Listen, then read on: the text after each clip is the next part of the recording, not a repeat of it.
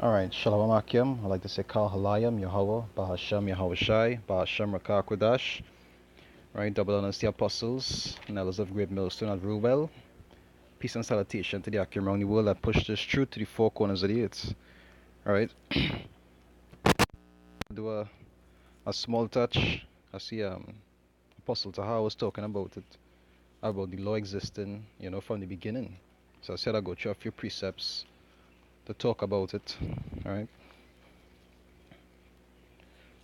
I'll start with okay, there's some people who believe that the law that only exists in the time of Moses, when Moses had come and actually, when the Lord had given me inspiration to write it down on the stones and the books and so forth, like Leviticus and Numbers, and they believe that the law didn't exist before that. But have the Bible show you that the law existed from even from the beginning. All right, I'll start with a scripture. It said in First John 2, right? First John 2 verse 7, right? It said, Brethren, I write no new commandment unto you, but an old commandment which he had from the beginning. Right? It said the old commandment is the word, it said which ye have heard from the beginning. That way you'll see that when Adania means my Lord, right? When Adania was quoting precepts of people, he was quoting from what? The Old Testament. You understand? Because all these things were since before. I'll go through some examples, right? I'll start from Genesis. So some people, it's a stumbling block to some people when we talk about the sacrifices of Cain and Abel giving a better sacrifice.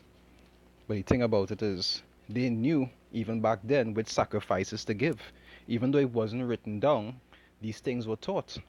It'll be like just like with our parents today. When a child growing up, you would teach them the customs of your people, the rights from wrongs. You understand? You'll teach them you're supposed to do this unto the law, you're not supposed to do that, and so forth. That the same way it was before it was written down. That way they could have performed these things so accurately according to the law, even though it wasn't written down at that time. Right? I'll go to some examples. It says Genesis 4 verse 1, right? I'll start from 1.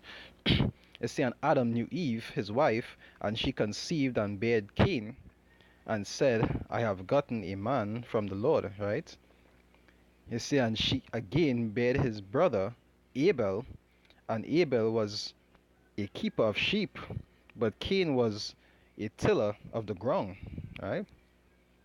You see, and in process of time, it it came to pass that Cain brought of the fruit of the ground and offered unto the Lord, and Abel he also brought instead of firstlings of his flock, right? The firstlings of his flock, it say of the fat thereof, and the Lord had respect unto Abel and to his offering. It say verse 5, right? It say, I'll go to the precept first, right? It say this is Leviticus 3, right? Leviticus 3, I'll start from 1. It say, and if his obligation be sacrifice of peace offering, if he offer it of an herd, right? It say whereof it be a male or female, it say he shall offer it without blemish before the Lord. They're talking about what? Of your herd, of cattle. You understand? It say, and he shall lay his hand upon the head of his offering and kill it at the door of the tabernacle of the congregation, and Aaron's sons, the priests, shall sprinkle the blood upon the altar round about. And he shall offer of the sacrifice of the peace offering an offering made by fire unto the Lord. It say the fat that covereth the inward, right? And all the fat that is upon the inwards. You see the talk about the same thing in Genesis just now. Offering what? of your hood and the fat. And they knew about these things. That is why the Most High told them what he told them. I'll read it over. It say, verse 4, it say, Genesis 4, verse 4, it say, and Abel, he also brought of the firstlings of his flock, which is supposed to do with a firstling of a flock, and the fat thereof. And the Lord had respect unto Abel and to his offering, but unto Cain and his offering he had no respect. Why? Because Cain knew what he was supposed to do. Cain was in the same spirit as these jakes out here today. You understand? They just want to please the Lord how they feel like pleasing him. You understand? Like he wanna offer up fruits and tell the Lord, well, you should take that. You understand that I feel like giving you? No, it don't work that way. These ordinances was teach even back then, and the Lord, and they knew how they were supposed to do it. And Cain knew what he was supposed to do, and he did his own thing. That's why the Lord had no respect unto his offering. Right? They say, but unto Cain unto Cain and to his offering he had not respect. And Cain was very wroth, and his countenance fell. And that is just being wicked. If your parents said to do something and you want to do your own thing, when they get upset with you, be more vexed than them? No, you're wrong. You should have listened. I'll read verse 6. It say, and the Lord said unto Cain, why art thou wroth? It say, and why is thy countenance fallen? If thou doest well, shall not, it say, shall not, if thou doest well, shall thou not be accepted? You understand? Just like the ordinance he make with Israel. Curses and blessings. If you do good, you'll be blessed. If you do bad, you are to suffer the curses. It's the same thing. If you do the right thing, would thou not be accepted? But he didn't. He wanted to do his own thing. But you know that just showing you one example of how they actually used to follow the ordinances accurately back then. And these things wasn't just by guess. It wasn't like they just happened to do it accurately back then, and then any time of Moses it just happened to do it accurately because they had it written. It was taught to them before. You understand? It was taught to them from even before. They knew how to sacrifice unto the Lord. They knew the customs of our people. It just in the time of Moses it was actually written down. Right? Let me give our next example. It's today Genesis 38. I'll start from 1, right?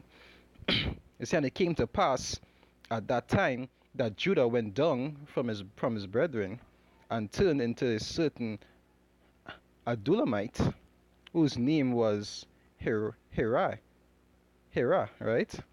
And Judah saw there a daughter of a certain Canaanite, you see, whose name was Shua, and he took her and went in unto her, and she conceived and bare a son, and he called his name right? So the name of the first son was what? He said, and she conceived again and bare a son, and she called his son Oman. So the second son.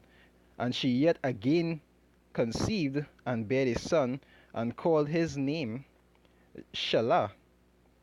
And he was at Chezib when she bare him, right? And Judah took a wife for his firstborn, whose name was Tamar. Now a lot of people know the story about Judah and the when he went into the city and he thought the woman was a harlot and so forth. Right?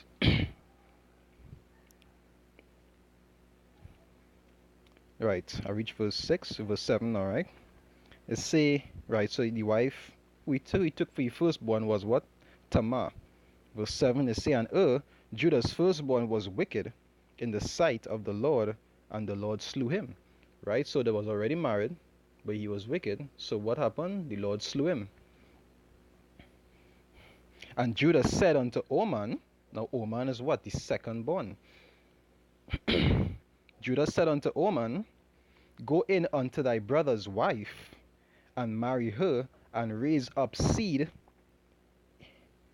to thy brother.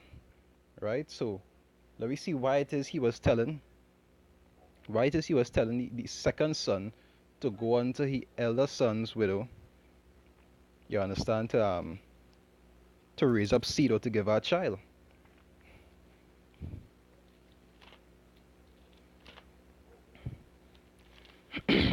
Alright, they say there's Deuteronomy, and this happened before the time of Deuteronomy, because we know Judah was way before the time of Moses when this was actually written down. But let me see what it say, right? Deuteronomy 25, I'll start from 5, right? It say, if brethren dwell together, and one of them die, and have no child, which is what happened to right? He was married and he died, he didn't have any child, but all the brothers was dwelling together. It said, a wife of the dead shall not marry without unto a stranger. It say, her husband's brother shall go in unto her, and take her to him to wife. So she was supposed to be passed on to the next brother. That is actually how it was done in Israel. In this society, they will watch that as that is something evil. How you could do something like that? But that was actually an ordinance that the Lord gave. That is how it was originally supposed to be done, right? It say, and take her to him to wife, and perform the duty of an husband's brother unto her, which is similar to where you see where does Judah tell him? He say what? Go in unto thy brother's wife, and marry her, and raise up seed to thy brother. So they followed that tradition even back then. Even though it wasn't written, they knew it and they used to follow it, right? Now let me go forward. In Deuteronomy, right? I'll read verse 6. Deuteronomy 25, verse 6, it say, and it shall be that the firstborn which she beareth shall succeed in the name of his brother which is dead, that his name be not put out of Israel. It say, and if the man like not to take his brother's wife, then let his brother's wife go up to the gate, Salakia. Let his brother's wife go up to the gate and unto the elders, and say, my brother's wife, sorry, and say, my husband's brother refused to raise up unto his brother a name in Israel. He will not perform the duty of my husband's brother, which was something he was obligated to do. It wasn't like, I ain't feeling like doing that. You understand? It was like an obligation, and if you didn't do it, it was a shameful thing. Nowadays, if somebody do something like that, if a woman had this brother, and he dies, so she go to the next brother, she evil. She's the worst thing in the world. But that is originally how the Lord used to do things. If a person say that evil, then they are evil, because nobody's a judge above the Lord. Right?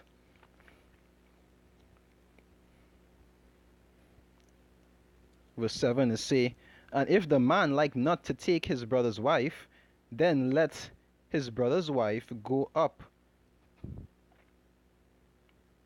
Wait, Slakia, I read verse 7 already. Right. Perform the duty of my husband's brother. Right.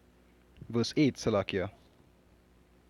It said, then the elders of his city shall call him and speak unto him, and if he stand to it, meaning if he, like your brother probably have a wife and you just don't want nothing to do with she, that kind of way. Some women would be like, no. Right? He stand to it and say, I like not to take her. No.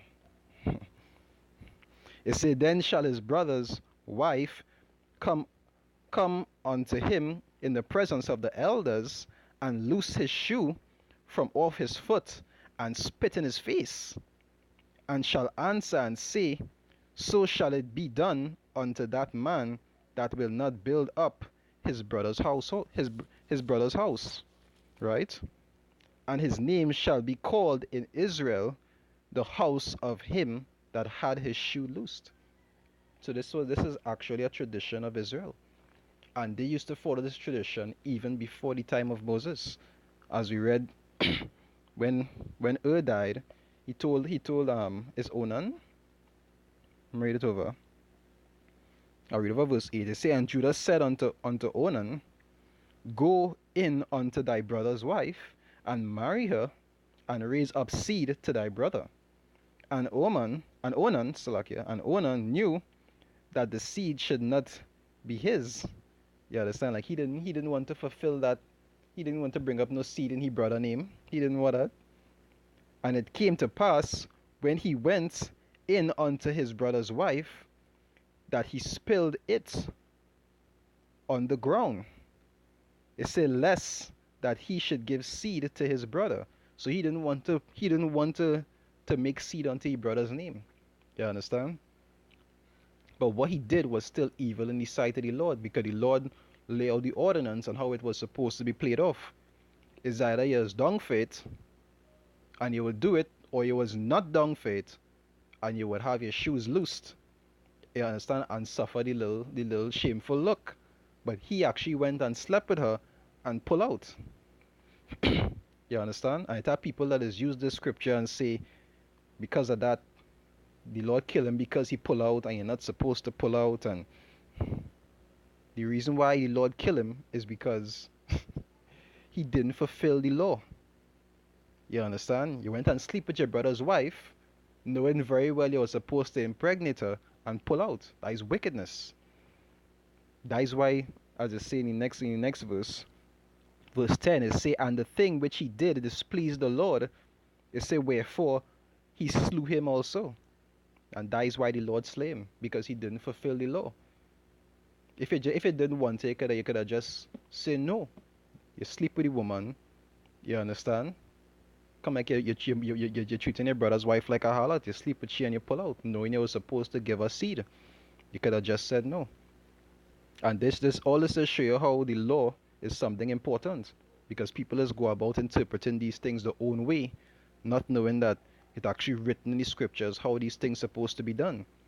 But the point I'm making is that even before it was written, these things were done according to these ordinances. All these things showing that the law was there from since what? From since the beginning. Right?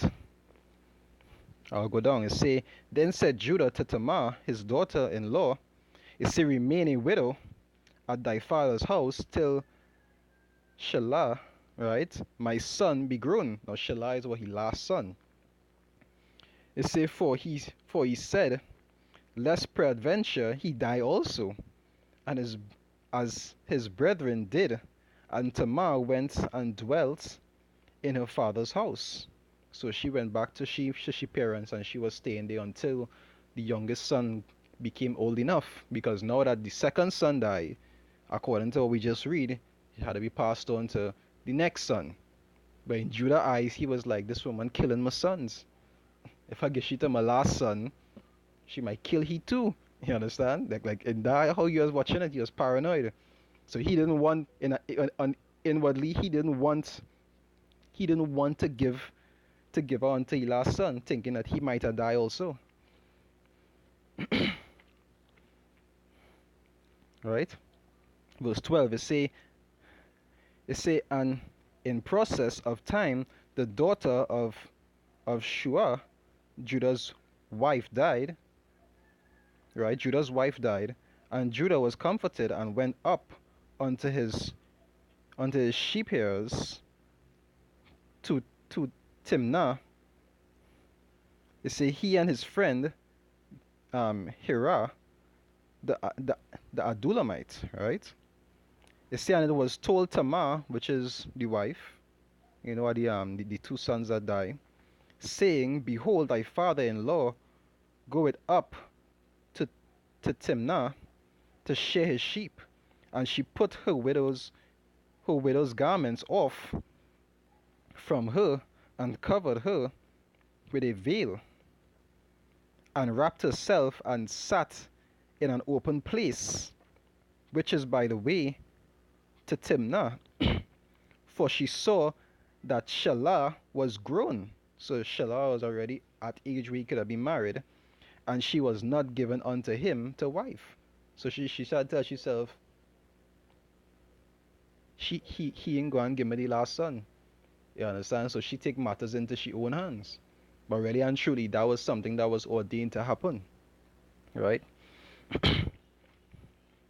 Because Judah in his mind, he didn't want to give his son to her. Right? It say verse 15. It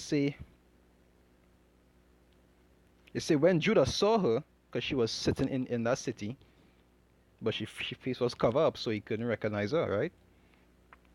When Judah saw her, he thought her to be an harlot. It say because she had covered her face, and he turned unto her by the way and said, Go to, I pray thee, let me come in unto thee. For he knew not that she was his daughter-in-law, because she was already promised to the younger son, right? And she said, What wilt thou give me that thou mayest come in unto me? I'd say that is the whole slogan. Even from the beginning, hoes used to use that title. Hey, you was something from me, what you could give me. You understand? The same thing she say. But even back in the ancient times, that is how, that was the hoes mindset. Right? They say, What wilt thou give me that thou mayest come in unto me? And he said, I will send thee a kid from the flock. And she said, Wilt thou give me a pledge till thou send it? And he said, What pledge shall I give thee? And she said, Thy signets, and thy bracelets, and thy staff that is in thine hand. And he gave it her, and came in unto her, and she conceived by him. Right? So she conceived by him. Judah had to be real out of his head too, because to give up all the important stuff just for a little half an hour. Let me continue. I'll jump to verse 24, right? The point is from verse 24 go down. Right? To say verse 24 is after some time pass, right? It say, and it came to pass about 3 months after that it was told Judah, saying, Tamar, thy daughter-in-law, had played the harlot, and also, behold, she is with child by whoredom. And she was in child by whoredom. Why? Because she was promised unto one man, and she was making child for another man. Now, if the law didn't exist before the time of Moses, how was that considered whoredom? How did they know that that was whoredom? Right? So this is what Deuteronomy 22.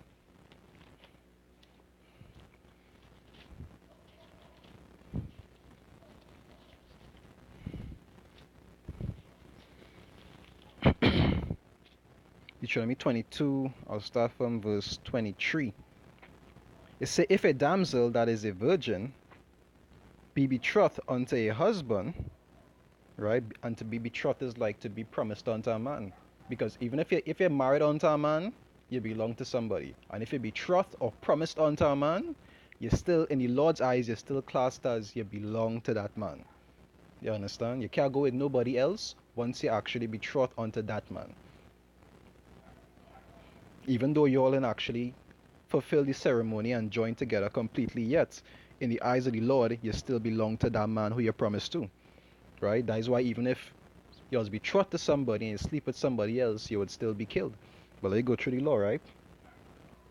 It say if a damsel that is a virgin, right? And she didn't even have to be a virgin. She could be passed down from one brother to the next same way, but you're still promised unto somebody else, right?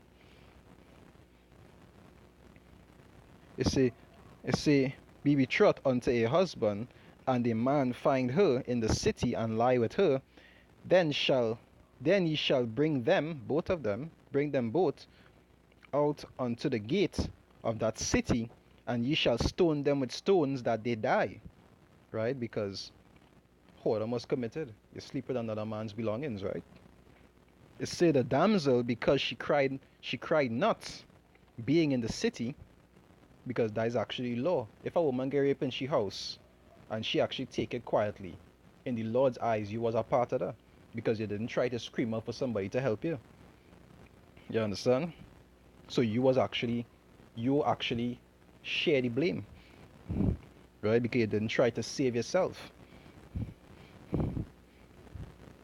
Because if Jakes was wicked even back then, they would have Jakes they would have female Jakes who would have be, you know, sending this man signals, and then he come and do that, and then when they get caught, she could try to make it look like if she had nothing to do with it, when really and truly she was a part of it. You understand? So the law was set up in a way that here, well, you don't try to save yourself.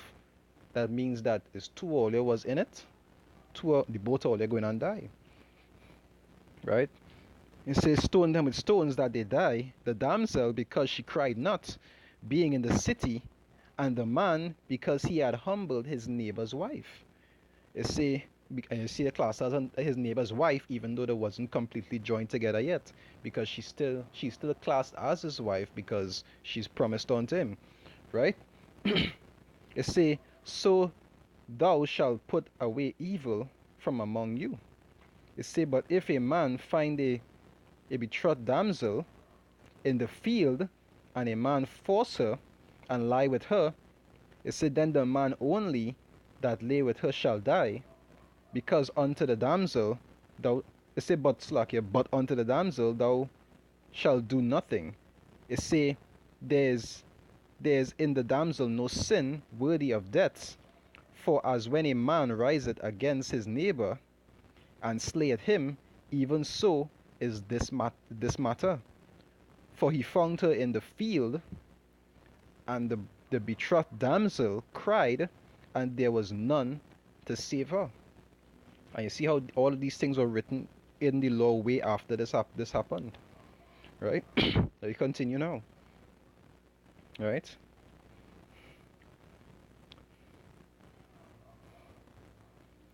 You say,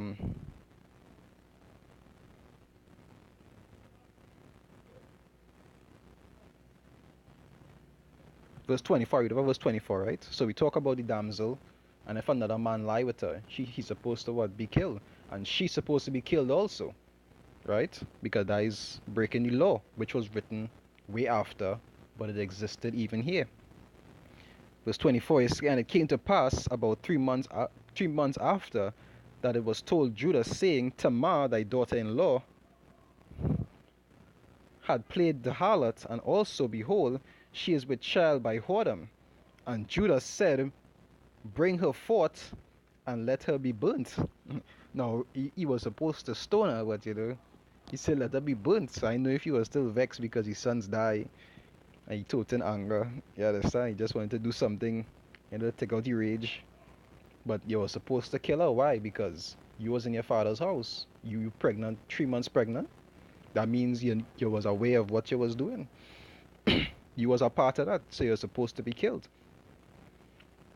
Say verse 24, verse 25, Salakia. It say, when she was brought forth, she sent to him, to her father-in-law, saying, I'll read it over. It say, when she was brought forth, she sent to her father-in-law, saying, by the man whose these are, I am with child. And she said, discern, I pray thee, whose are these? The signet, the bracelet, and the staff, which was his. You understand? So she did put him up, technically. But she didn't want to, she know that she was promised unto the son, and she realized that Judah didn't want to give the son up. So she telling herself she might remain a widow for the rest of her life. And she didn't want that. Because that was actually a shameful thing back then. Even though nowadays, in this kingdom, Esau does teach these women that, you should go 45, 50 years without any children and build a career. Back in the days when women or the Lord was actually somewhat in the right mind, they wasn't about that. By the time you start to get old and you have no children, it's a shameful thing. because that is one of your purposes as a woman, to make children. You 35, 40, and if your husband ain't getting no child, that's a shameful thing. So she didn't want to live that kind of life. You understand? So she set him up, seeing that, seeing that like he wasn't going to keep his word, right? But like I say, all that was ordained to happen, right? Verse 26, it say, and Judah acknowledged them and said, she had been more righteous than I, because that I gave her not to Shelah, my son. You understand? He know what he was doing. He knew he didn't want to give she up to the son, because he thinking that he would have died also, and that was his last son. And he knew her again no more, right? So he didn't meddle with she no more, but he could not kill she, because if he did kill her, that means that he would have to die also, because seeing that she was promised to the son and he slept with her, that means he was also a part of the adultery.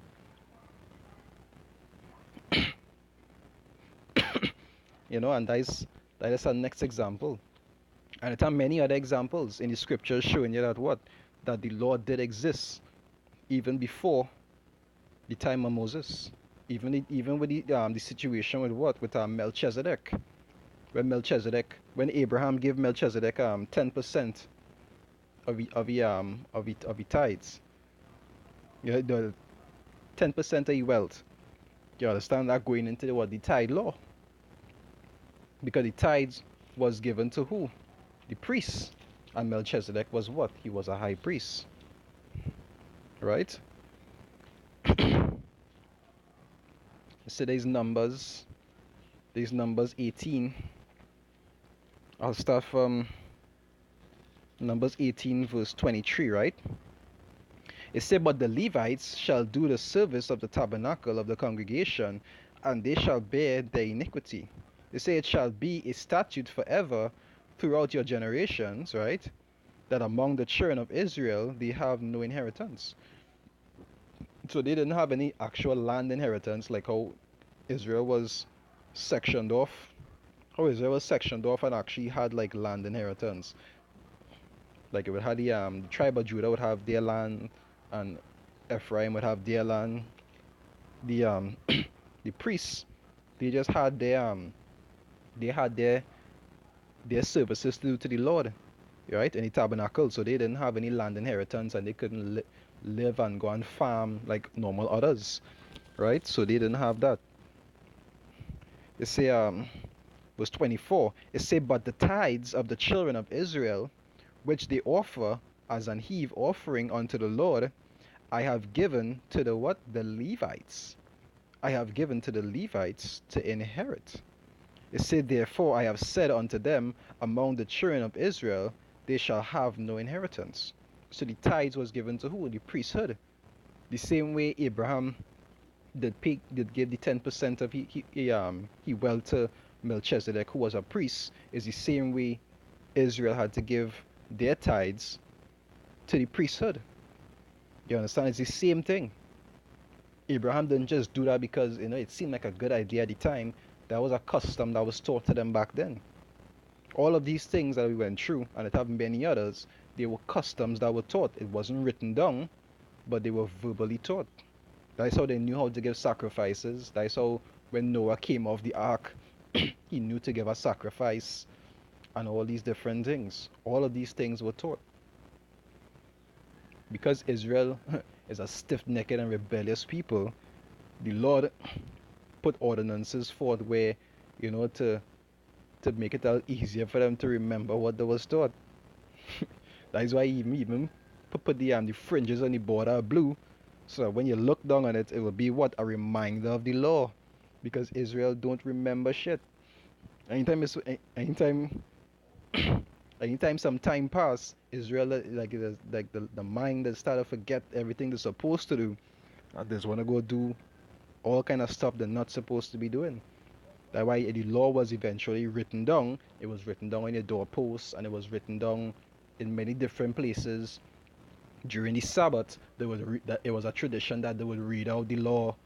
All of these things was to help them to remember, to make it stick, because Israel rebellious.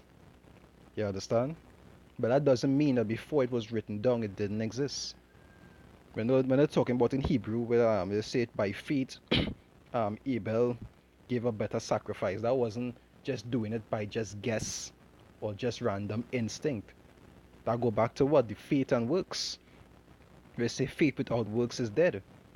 Because they both knew it, but by faith, through his by showing his faith, he did the correct thing. You understand? It's not just about like it was just in his mind to just instinctively, like some people have sort of put it like instinctively he just knew what to do. No, they were taught what to do. Righteousness is something that you have to be taught. It's not instinctive, not fully. There are certain things you'll feel in your spirit you shouldn't do, but you would never. All the Lord's ordinance will never be instinctive. You understand? We don't have it like that, like how it in the new promise where it still be written in our heart that we will know it from birth. They would know. It's not like that.